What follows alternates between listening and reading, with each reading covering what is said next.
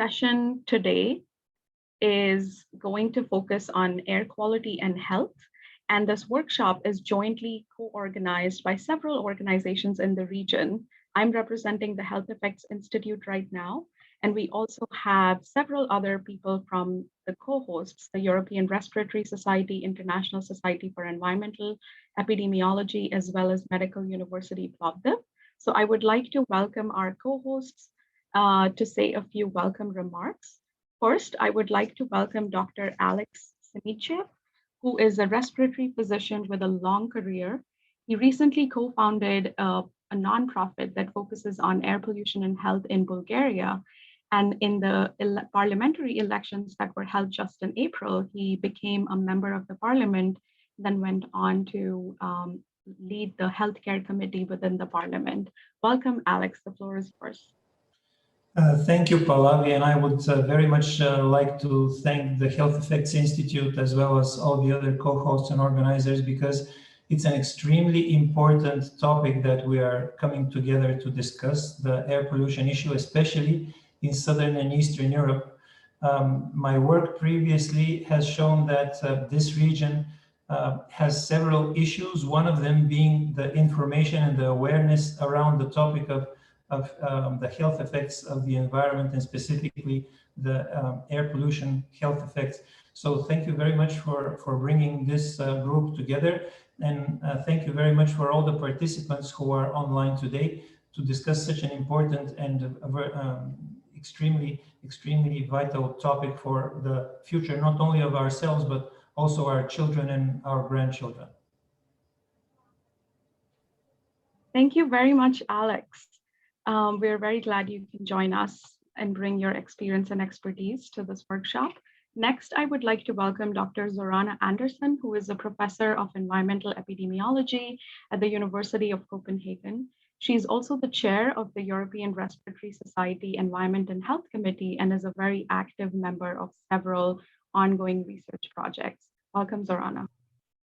Thank you very much, Pallavi. And on the behalf of European Respiratory Society, I would like to welcome you all to this meeting. And I'm also very pleased, as Alex pointed out, that we can put air pollution and health in focus in the region of Europe where we have significant air pollution problems. European Respiratory Society is one of the largest medical organizations in respiratory field, and we have a long tradition of using education, science, and advocacy, especially in air pollution area, to promote lung health. So I'm very pleased to listen in today tomorrow and to see how we can use the knowledge in this area to promote lung health and health in general. Thank you. Thank you, Zorana. We're very glad that the Respiratory Society and you can be a part of this workshop today and tomorrow. Next, I would like to welcome Dr. Tamara Shakovsky, who is also an environmental epidemiologist and is the co-chair of the International Society for Environmental Epidemiology Europe. Welcome, Tamara. Yeah, welcome everyone. I'm very happy that we also could join this meeting.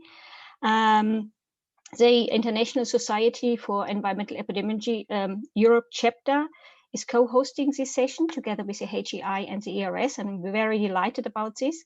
The chapter tries to promote environmental health throughout Europe. We have members from nearly every country in Europe, and we're trying to promote health, especially in Eastern and Southeastern Europe. And we would like to also increase the research in these countries. So we're very happy that so many people from the different countries in Eastern and Southeastern Europe could join for this session and listen to these very exciting talks there will be today and tomorrow. Thank you very much, Tamara. Again, we're very excited that ISEE Europe can be a co-host for this workshop, and we hope that we can find some ways to move the field forward and get more engagement from the region. Last but not least, a quick word about the Health Effects Institute. We are a nonprofit research institution. We're based in Boston, US, and we support research around air pollution and health issues in countries around the world. We have been in this business for more than 4 decades now and have participated with a range of institutions across Europe, US, and other parts of the world to create evidence-based science that can be used for policymaking. And we are very glad to be co-hosting this workshop with our excellent partners. And this workshop is a part of a larger project that the Health Effects Institute recently started in Southeastern Europe.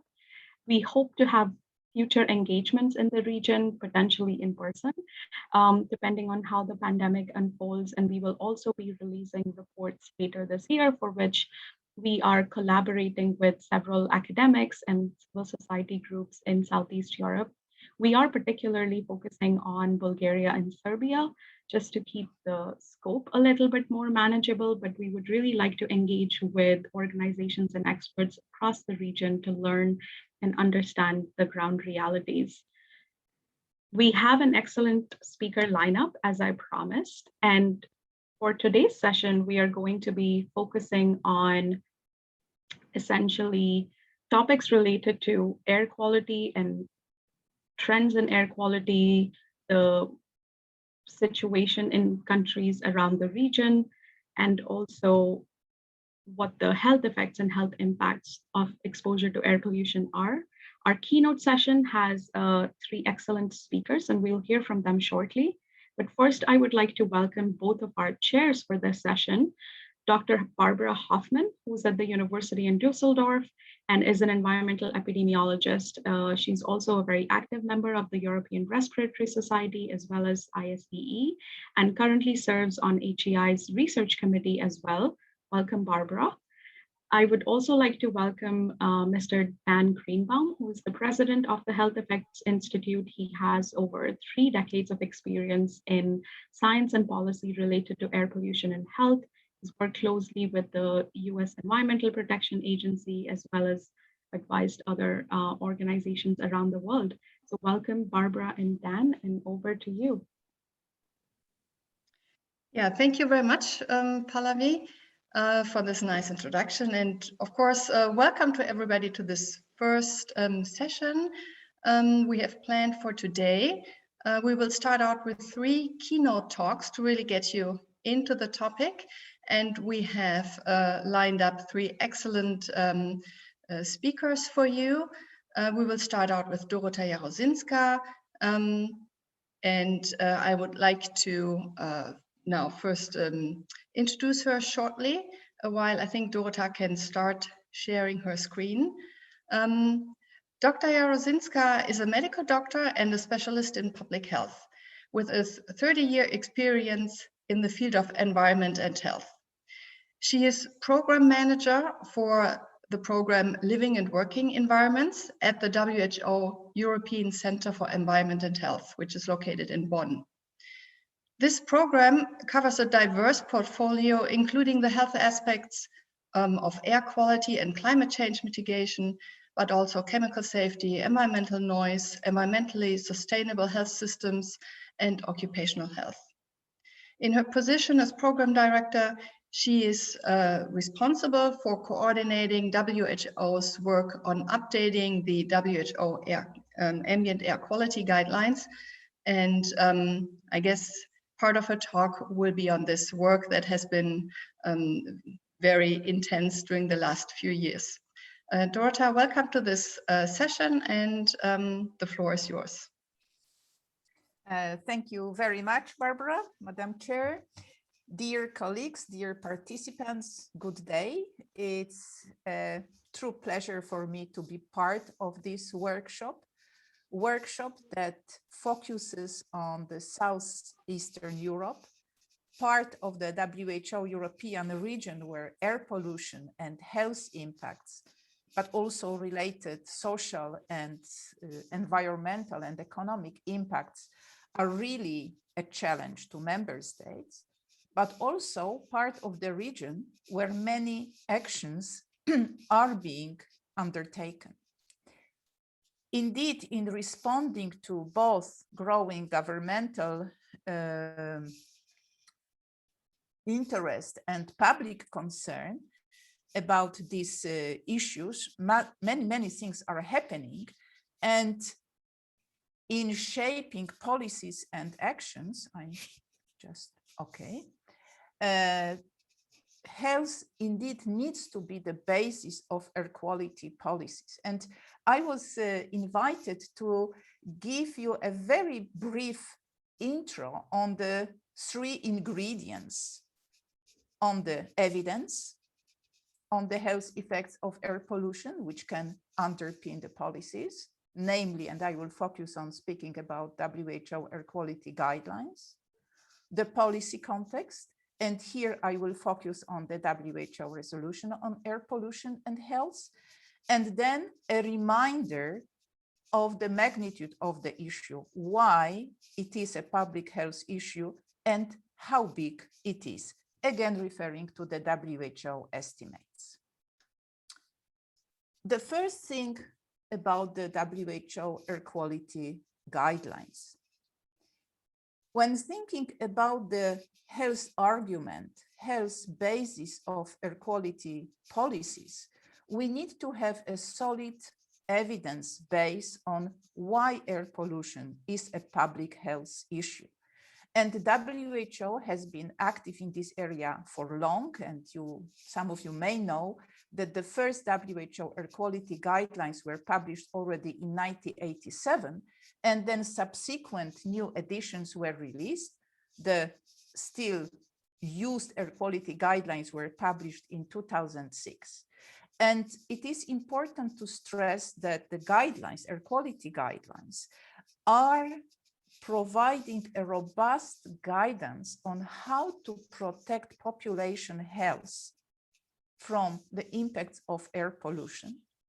They are based on a very thorough, comprehensive assessment of the available evidence.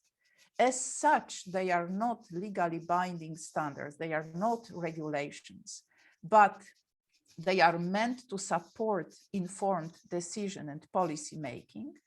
And the experiences with the earlier editions of air quality guidelines have proved their usefulness and wide uptake in the context of policy development, and they are global. As most of you will know, we are currently in the process of updating the guidelines. It is indeed a long and demanding process, which started in 2016, and now we have completed the work on the guidelines and have them approved by the respective WHO committees, and I will get back to this in a minute. Of course, historically, over time, the guidelines have been evolving in response to the growing body of evidence, also in response to how the air quality guidelines were used and picked up by member states. So it is a fascinating story in its own, and we hope that the new guidelines will be of direct relevance to member states. Just a reminder that the 2006 air quality guidelines are covering the block of so-called classical air pollutants, particulate matter, PM2.5, PM10, ground level ozone, nitrogen dioxide, and sulfur dioxide. And just a reminder to the interpretation of the guidelines. So these are concentrations of these air pollutants, and it is expected that when the levels recommended in the guidelines are achieved, they would significantly reduce the adverse health effects of air pollution across the population.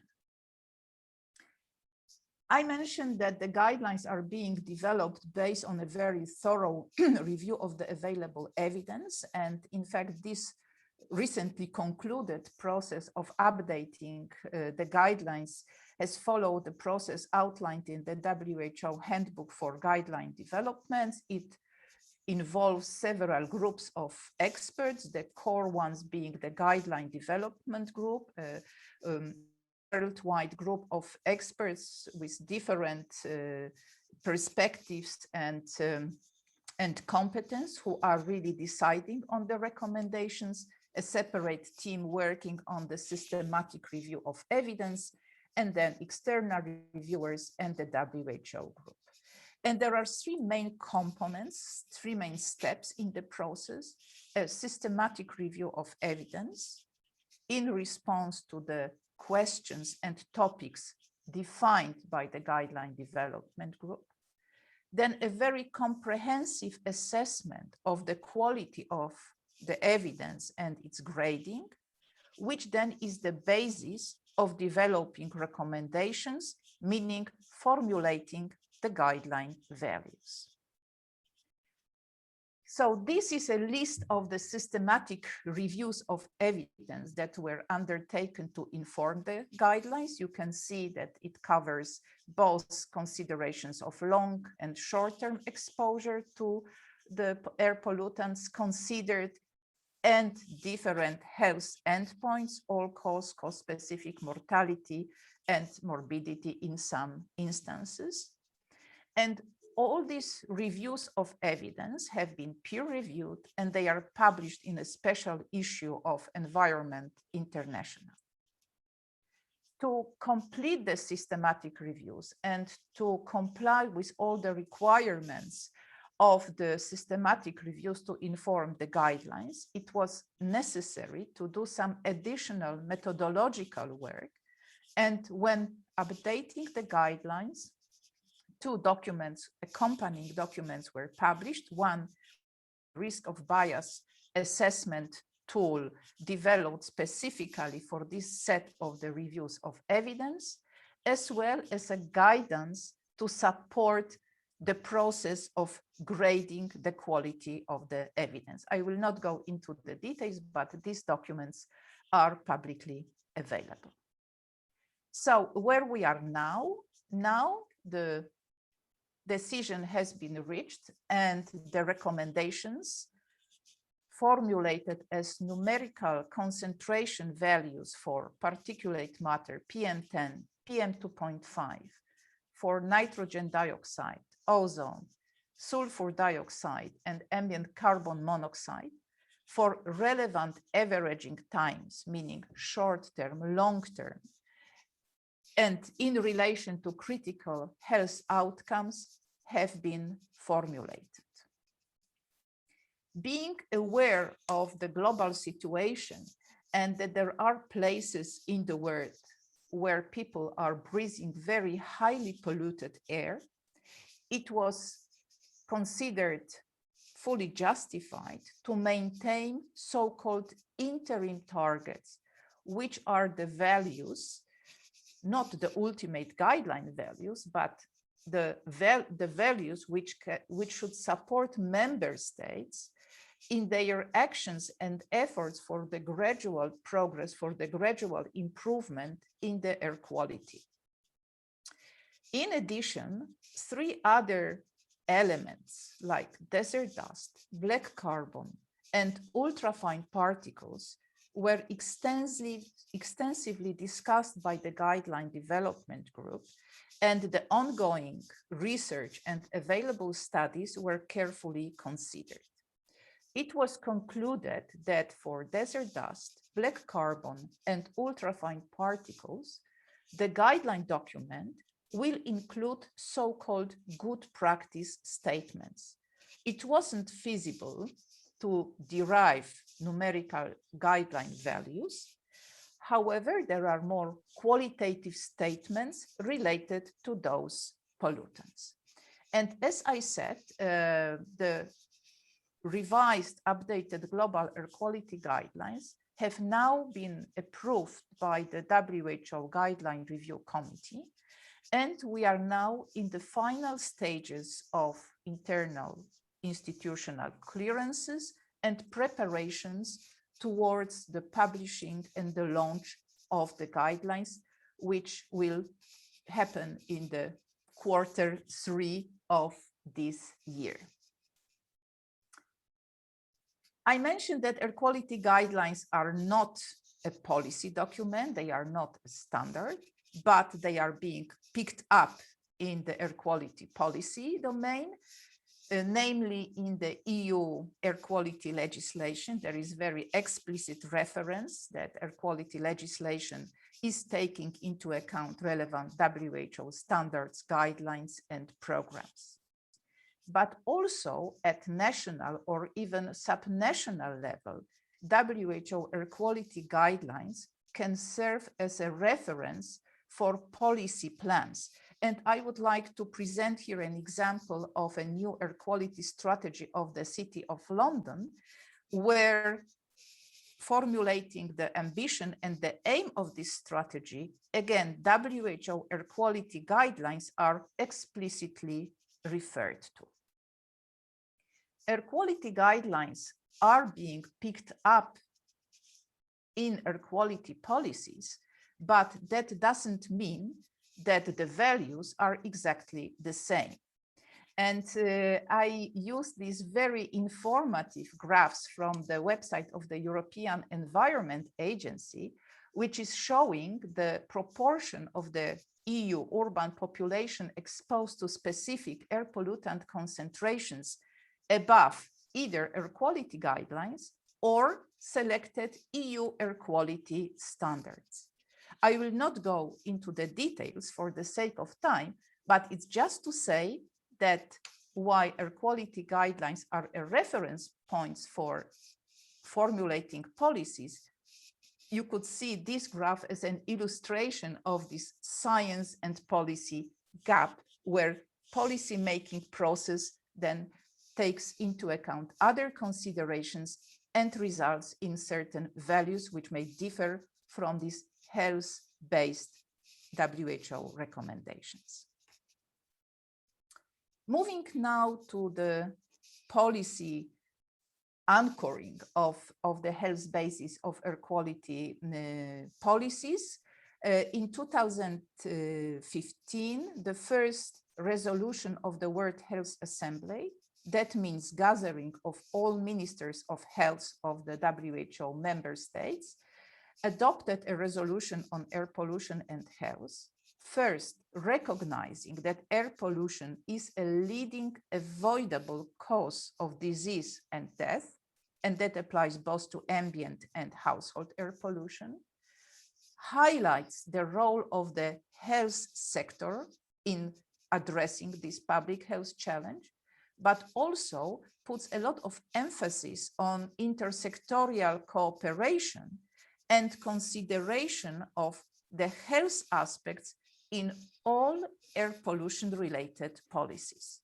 There is also— Dorota, you have 1 minute. There is also a reference to the air quality guidelines and a number of points for action by member states.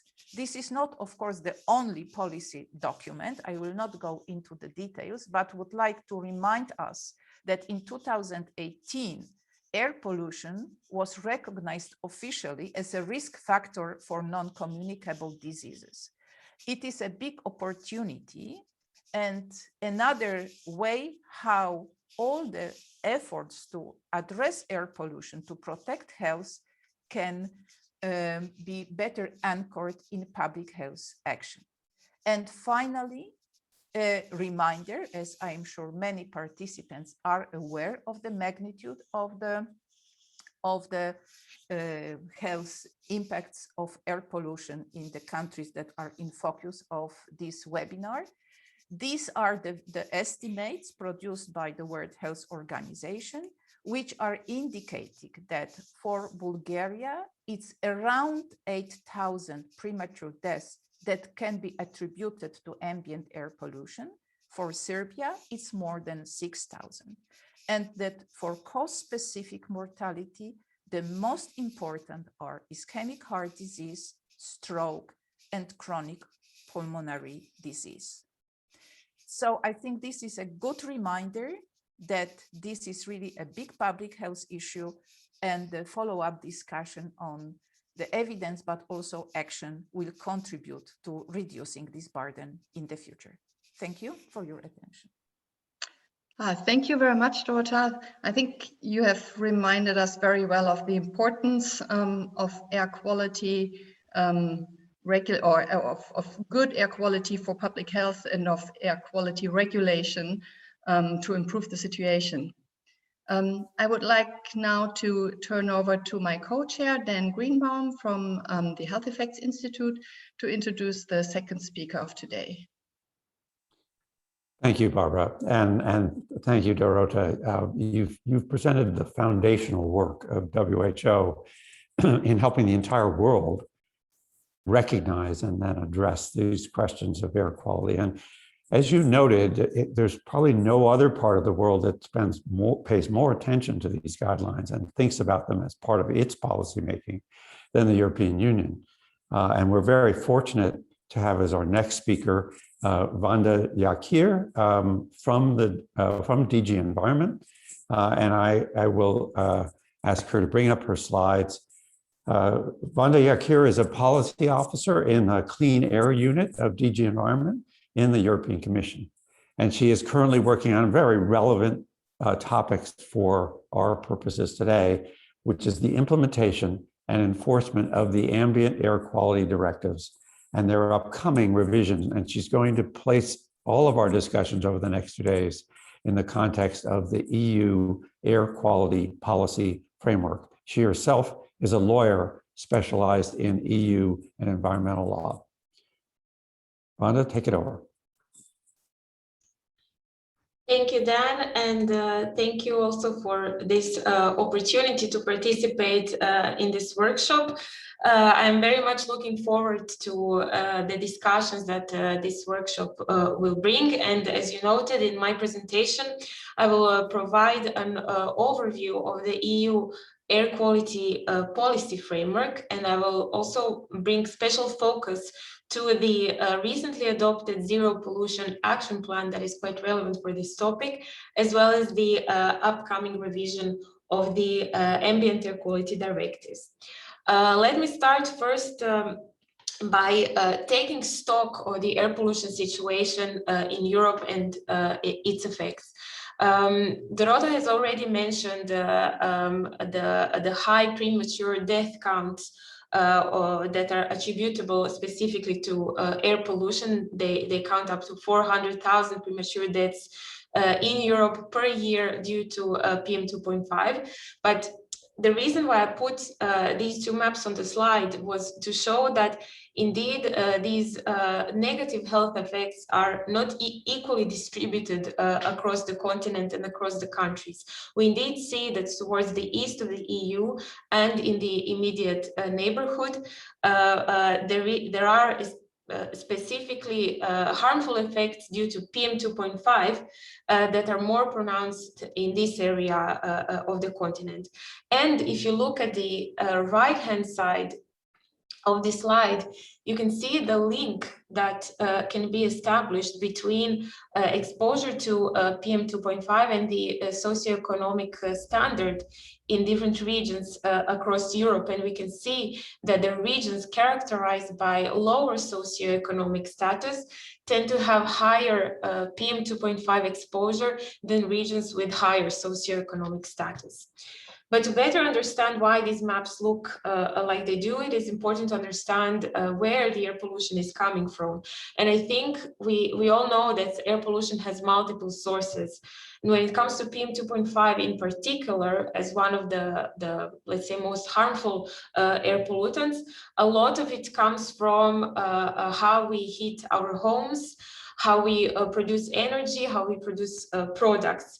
And particulate matter pollution is also then especially problematic in areas where high energy poverty is present, and Southeast Europe is indeed such an area where perhaps the mostly available fuel, for example, coal, is very polluting and is often burned in outdated boilers and stoves in order to sustain domestic heating. But of course, this is not to say that the rest of Europe is not experiencing air pollution issues.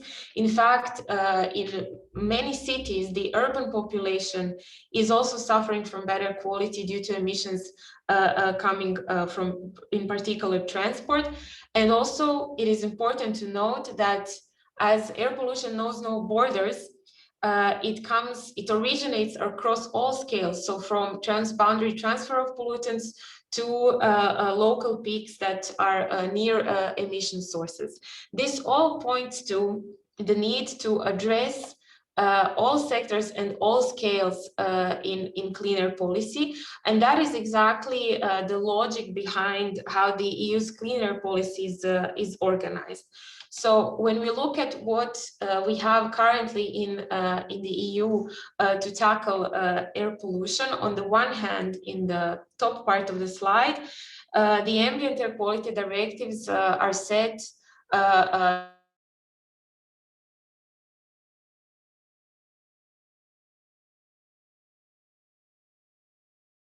and in the bottom half of the slide, there is another aspect of clean air legislation and policy, which aims to reduce emissions of air pollutants. We have the National Emission Reduction Commitments Directive, which sets national emission totals, and also a plethora of source-specific emission standards that regulate emission sources from transport, industry, agriculture, and so forth. So basically, these three prongs of the cleaner acquis or cleaner policy are working together to deliver clean air for all citizens. However, looking beyond the status quo, looking a bit into the future, it is important to mention the European Green Deal and its zero pollution ambition. So the European Green Deal was set obviously as a plan that would boost the efficient use of resources, that would enable clean and circular economy, restore biodiversity, all of this to reduce the environmental impacts of the EU and especially the climate impacts. But I would also like to emphasize that working on climate also means working on air quality, because improving, for example, energy efficiency or making transport more sustainable, these are all elements that can bring benefits if properly designed, both for air quality and for climate change. And all of this then working towards the zero pollution ambition that is at the core of the European Green Deal. You may be wondering, okay, so what is exactly this zero pollution ambition? And for this, I would like to refer to the actual text of the recently adopted Zero Pollution Action Plan, which basically states that that our vision for 2050, our guideline, you know, where do we want to go to, where do we want to get to, is that by 2050, air, water, and soil pollution is reduced to levels no longer considered harmful to health and natural ecosystems, and that respect the boundaries our planet can cope with, thus creating a toxic-free environment.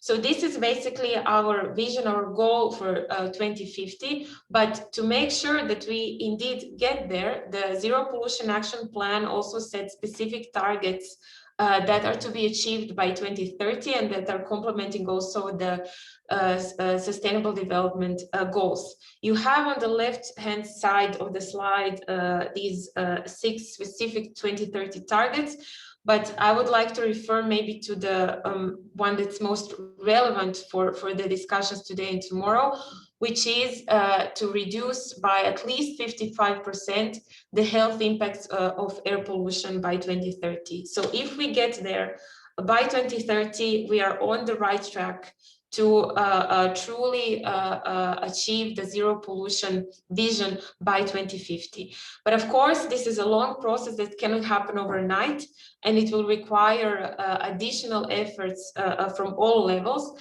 So the Zero Pollution Action Plan in this sense provides a roadmap on how to achieve this, and it also provides these so-called flagships or elements or goals that are to guide any action. As we are focusing on air pollution in particular, I will not go into details of all of the 9 zero pollution flagships, but just to say that the aim of this is to show that we need to act in a holistic and integrated way to fight all forms of pollution. That means looking at health inequalities, or the second and third one flagship, looking at the urban, the regional dimension, looking at consumer choices and how the life cycle of products can help curb pollution. We need to also look at enforcing all the current but also future rules that will come into play. looking at innovation for buildings and digital solutions, the EU's external action that also then refers to its immediate neighborhood. And lastly, it emphasizes the importance of knowledge that on air pollution and on pollution in general and its effects that should be used in an actionable way. But I'm conscious of the time, so I will maybe cut to the chase and go back to what actually this means for air quality in particular, and what is the Commission planning to do in this regard. So I'll invite you to have a look at this quote from the European Green Deal, which shows that the Commission is committed to learn from the evaluation that was recently completed, or the fitness check of the ambient air quality directives, which did show that they have been effective, but only partially, not fully, in achieving their aims of reducing the harmful effects of air pollution on human health and the environment. So the Commission will, on this basis, propose to strengthen the provisions on monitoring, modeling, and air quality plans. And it will also propose to revise the EU air quality standards to align them more closely with what the World Health Organization's recommendations are saying. So when we look at what was concluded in the evaluation of the ambient air quality directives, I'm echoing a bit here what Dorota was saying earlier, which is that which is the graph on the left-hand side, which shows that over the past 2 decades or so, there has been a significant decrease of the exposure of the urban population to air pollution. So we can say that clean air policy does work. EU clean air policy did have positive effects. However, as we can see on the right-hand side, there is still a way to go, because there is still a proportion of the EU population living in areas above the EU standards, so above what the EU standards prescribe, but a far more significant part of the population is living in areas where the air is far more polluted than what the scientific recommendations are saying, and that is particularly the case for PM2.5 and ozone. So indeed, the EU standards are not aligned with the scientific recommendations, and there is still some way to go to reduce the negative effects of air pollution across Europe. So what are we going to do? Vanda, if you could try and wrap up in about 1 minute, please. Thank you. Yes. So here you have on this slide, you have an outline of what the revision of the ambient air quality directives would entail. On one hand, it refers to the closer alignment of the standards with the WHO recommendations, but you also have 2 other elements that are there to improve the air quality legislative framework in general, so that it serves as proper support for the future more ambitious EU air quality standards. We cannot say yet how high or low these standards would be set, because we are going to have a full impact assessment that will assess exactly what certain levels of alignment would mean in terms of social, economic, and environmental effects. And on this basis, the Commission will then put forward a legislative proposal, and I'm here now coming to the timeline. The legislative proposal for the revision of the directives will come in the second half of 2022, but before this legislative proposal is finalized, we will be conducting extensive stakeholder consultation, namely in the second half of 2021, we will have an open public consultation, plus there will be several other activities like workshops and targeted consultation. And I would like to use this opportunity to invite everybody listening in to participate in these activities. And at the end of my slideshow, you will have links to the relevant web pages where you can find more information. And just to conclude, I am conscious of the time. We are working on improving the future legislation, but there is, of course, still room for improvement and action today. So we still will continue to push towards full implementation of the existing clean air legislation, continue to provide funding for EU member states, but also beyond the EU, for example, the Western Balkan countries as part of the economic and investment plan to boost solutions for cleaner air. We will also continue with EU level enforcement when it comes to member states that have not been applying the directives properly. And last but not least, and as my very final point, I would like to emphasize that we need to also improve the way we provide information to the public, how we communicate air quality challenges. And I think this is valid not only when it comes to communicating with the citizens, but also when it comes to involving health professionals in communicating the effects of air pollution on human health. So with this, I would like to wrap up my presentation and thank you for your attention. Thank you very much, Vanda. This is a very, very important set of information, which will have implications throughout Europe over the next several years. And I know that many of those on this webinar and many of us who have worked with the Commission in the past are looking forward to providing whatever information and data can help make that work all the better. To get a first snapshot of that, I'm going to turn it back to, of that data and information, I'm going to turn it back to my co-chair, Barbara Hoffmann. Yeah, thank you very much to Dan and also to Vanda for this important summary of policy activities. Let's turn now to the research evidence that's available. And for that, I'm very happy to introduce Professor Zorana Andersen. She is Professor of Environmental Epidemiology at the Department of Public Health of the University of Copenhagen. And she's also chair of the European Respiratory Society Environment and Health Committee. And as such, she's obviously very passionate about not only doing research herself, but also about translating research findings to the policymakers and regulators so that they will actually lead to policy measures. So Zorana, I see you've already have your slides already up. Please, we're happy to have you with us today. Thank you very much, Barbara, for kind introduction. So today I'll give an overview of what do we know right now of the health effects of air pollution. And of course, biggest concerns about air pollution for us is really health effects. And in my talk, I will give you a little bit what do we have of understanding both from biological mechanistic studies on the effects of air pollution and from epidemiological evidence. What do we know? What is the overall burden?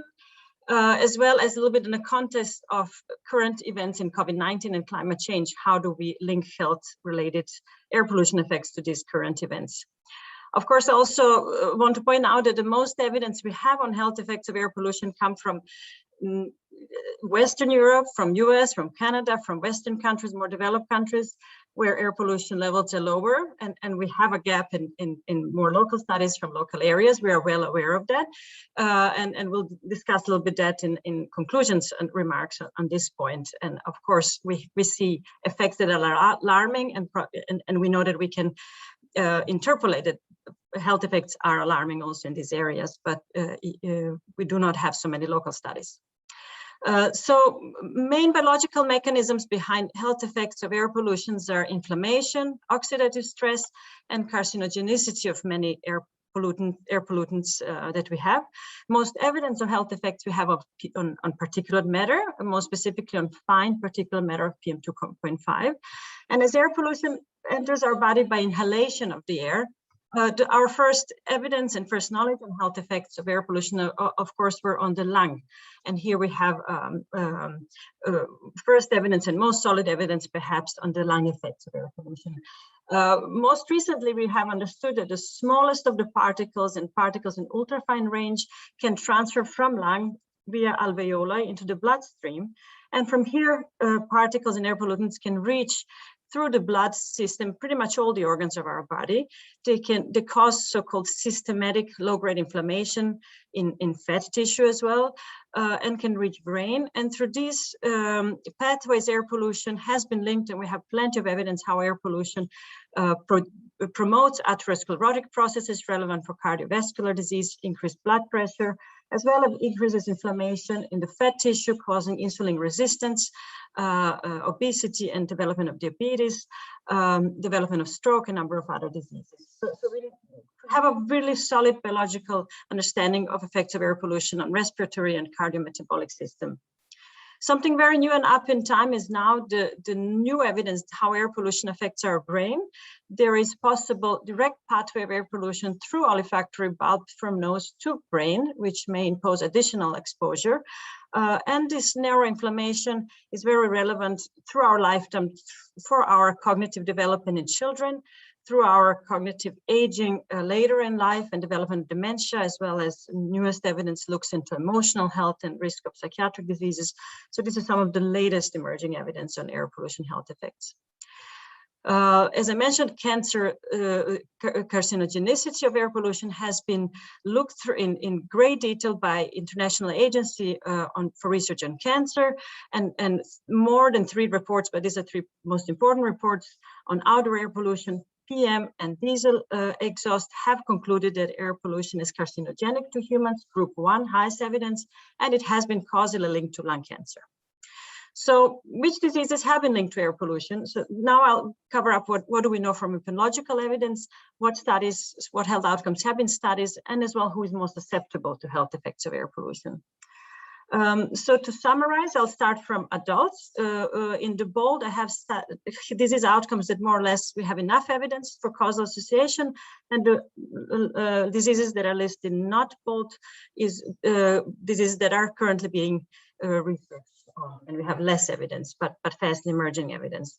So we know now that air pollution increases risk of premature mortality, risk of respiratory diseases, both mortality and morbidity. In respiratory disease, we have evidence on asthma, chronic obstructive pulmonary disease, and pneumonia. We have solid evidence of cardiovascular disease, both mortality and morbidity, with most evidence on ischemic heart disease, myocardial infarction, stroke, and fastly also emerging evidence on heart rhythm disturbances, atrial fibrillation, as well as heart failure. On cancer, I mentioned that lung cancer has been causally linked to air pollution, but now we have really emerging evidence and fast emerging evidence on other types of cancer, and we have a lot of studies coming out now on breast cancer, kidney, bladder, liver, stomach, brain tumors, and blood cancer. Diabetes has also been just recently recognized and causally linked to air pollution. And most emerging evidence now is related to neurodegenerative diseases, dementia and Alzheimer's, Parkinson's, as well as multiple sclerosis, as well as psychiatric diseases. Elderly part of populations are most susceptible, as well as chronic patients, disease patients are also susceptible to air pollution. Children are also a very susceptible group, as children are still under development. They are more outdoors, they inhale more air pollution. And in children, we have established evidence that air pollution increases risk of asthma, as well as lower respiratory infections. And we have some emerging evidence on childhood cancers, still non-conclusive though, type 1 diabetes, and large interest in neurodevelopment, risk of autism, ADHD, and just general cognitive development in children. Another very important population is pregnant women and their unborn children that are very susceptible to air pollution health effects. We have emerging evidence that mothers are under increased risk of air pollution during pregnancy, where air pollution can increase the risk of preeclampsia, gestational hypertension, and possibly gestational diabetes. While there are children that are exposed to air pollution in pregnancy are born with lower weight, and air pollution can also increase risk possibly of preterm birth, congenital anemomeals, stillbirth, infant death. When we look across all diseases, and we have heard an earlier presentation about EU limit levels, we find pretty much for all disease outcomes, and here's an example for mortality from a recent study on 8 European cohorts. This is the most recent evidence, which focuses especially on lower range of air pollution below current limit values. We find really very linear association with air pollution, with really no safe exposure threshold below which air pollution is not harmful to human health. So this is just point to make that there is no threshold. Air pollution at any level is dangerous to health. And we see this for all health outcomes. Another issue I want to point out that air pollution does not affect everybody equally. This was mentioned in Vanda's presentation as well. We see this environmental inequality or injustice of double burden of those with lowest socioeconomic status. We see, of course, that countries, as we see the regional European level, poorest countries have highest air pollution problems within countries, and this is true for all countries globally. The poorest citizens live closest to the most pollution sources. They are most exposed.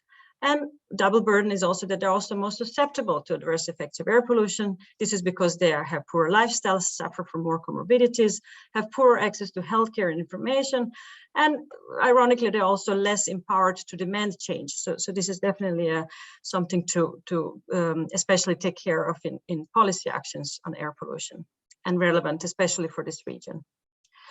So when we talk overall on a burden of air pollution, we usually have these numbers of number of people dying from air pollution, premature mortality, and the latest global burden of disease, which is one way to estimate burden of disease to air pollution, estimates that 6.7 million of deaths in 2019 could be attributed to air pollution. We see huge regional disparities across the globe that match air pollution levels and population density. And within Europe, we see, of course, that highest burden is in Eastern and South Eastern Europe.